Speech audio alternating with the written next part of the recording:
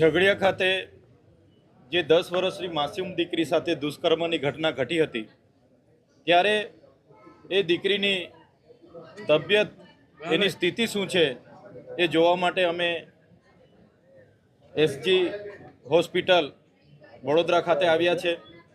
ત્યારે હમણાં ડૉક્ટરની પૂરી ટીમ સાથે અમે ચર્ચા કરી, દીકરીને અમે જોઈ ત્યારે એમની તબિયત ખૂબ જ નાજુક છે। ડૉક્ટરોની પૂરી ટીમ પ્રયાસો કરી રહી છે, પ્રયત્ન કરી રહી છે કે દીકરીને યેન કેન પ્રકારે આ પરિસ્થિતિમાંથી બહાર લાવી શકાય। સાથે સાથે એમના માતા પિતાને પણ અમે મળ્યા છે, ત્યારે એમની માતા પણ પોતે એમની પાસે હિંમત ખૂટી ગઈ હોય એવી પરિસ્થિતિ છે। ત્યારે માતા સાથે અમે બેઠા, એ પણ ખૂબ દુઃખી થયા છે અને ખૂબ એમની પણ વેદના છે। ત્યારે આજે દીકરીની સ્થિતિ જાણવા અને એમના પરિવારને હિંમત અને સાંત્વના આપવા માટે અમે અહીંયા આવ્યા છે। આવી દુષ્કર્મની ઘટનાઓ જે પ્રકારે જાન્યુઆરી 2024થી લઈને ડિસેમ્બર સુધી જે ગુજરાતમાં બની રહી છે, તમે સૌ જાણો છો અત્યાર સુધી 648 જેટલી ઘટનાઓ આવી દુષ્કર્મની નાબાલિગ નાની બાળકીઓ સાથે બની છે। દાહોદની વાત હોય, સુરતની વાત હોય, બારડોલી હોય, ભાવનગર હોય, અમરેલી હોય, જ્યાં પણ આવી ઘટનાઓ ઘટી છે ખૂબ જ નિંદનીય ઘટનાઓ છે।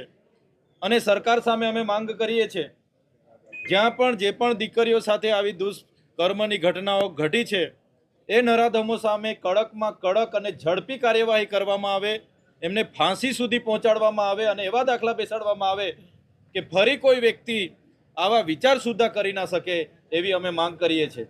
સાથે ગુજરાત સરકારને કહીએ છીએ, આપણે સુરક્ષિત ગુજરાતની વાતો કરીએ છીએ, મહિલા સલામતીની વાતો કરીએ છીએ, આપણે બેટી પઢાઓ બેટી બચાવોની વાતો કરીએ છીએ, પણ આપણું ગુજરાત જ સુરક્ષિત નથી। કોઈ દેશમાં કોઈ પણ રાજ્યમાં આવી ઘટના નહીં જ ઘટવી જોઈએ, જે પણ ઘટના ઘટે નિંદનીય જ છે, પણ જ્યારે બીજા રાજ્યોમાં કોઈ ઘટના ઘટે છે ત્યારે આપણા મુખ્યમંત્રી, આપણા ગૃહમંત્રી બીજા રાજ્યોના મુખ્યમંત્રી સરકારોને સલાહ આપવા નીકળે છે, લાંબા લાંબા ટ્વીટો કરે, ટ્વિટર પર ટ્વીટ કરે છે, કેન્ડલ માર્ચો કાઢવામાં આવે છે। જ્યારે આ શ્રમજીવીની દીકરી સાથે બન્યું છે ત્યારે ત્યાંના સ્થાનિક એક પણ નેતા કે સરકારના એક પણ વ્યક્તિ બોલવા તૈયાર નથી, બધાએ મૌન સેવી લીધું છે। ત્યારે સરકારે આ વરવી વાસ્તવિકતા સ્વીકારવી પડશે કે ગુજરાતમાં 648 જેટલી ઘટનાઓ આજ દિન સુધી આ વર્ષે જ બની છે, એમના પર ક્યાં સુધી કાર્યવાહી કરી એ સરકારે જવાબ આપવો પડશે। દાહોદમાં 6 વર્ષની દીકરી પીખાઈ ગઈ, એની સામે શું કાર્યવાહી કરી, સુરતમાં શું કાર્યવાહી કરી, બારડોલીમાં શું કાર્યવાહી કરી, એ સરકારે આવીને પ્રજા સમક્ષ કહેવું પડશે।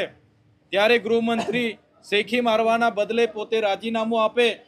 648 ઘટનાઓ આપણા ગુજરાતમાં બની છે, આજે દીકરીઓ સલામત નથી, ત્યારે આવા નરાધમો હિંમત કરે છે એટલે તાત્કાલિક ધોરણે ઝડપી અને કડકમાં કડક કાર્યવાહી થાય, દાખલા બેસાડવામાં આવે અને આવા નરાધમી કૃત્ય કરનાર, રાક્ષસી કૃત્ય કરનારને ફાંસી સુધી લટકાવવામાં આવે એવી અમે માંગ કરીએ છીએ।